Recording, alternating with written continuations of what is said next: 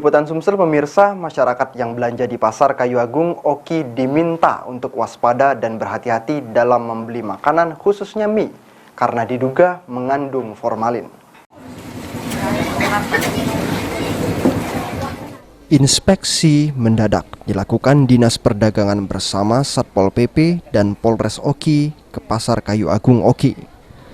Petugas langsung mengecek dan mengambil beberapa sampel untuk diperiksa bersama.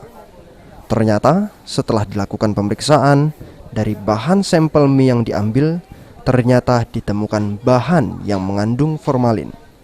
Atas temuan tersebut, Dinas Perdagangan Oki menyerahkan sepenuhnya kepada pihak aparat penegak hukum, dalam hal ini Kepolisian Resort Ogan Komering Ilir, untuk menjatuhkan sanksi penjual mie formalin. Pasar Kayu Agung ada 4 bahan makanan yang mengandung formalin.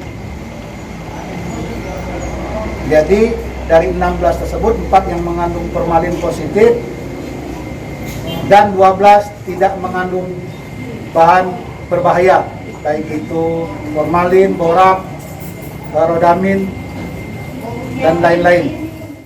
Sebelumnya, pihak Disperindak Oki sudah berulang kali untuk mengingatkan para pedagang agar berhati-hati dalam menjual makanan yang akan dikonsumsi masyarakat.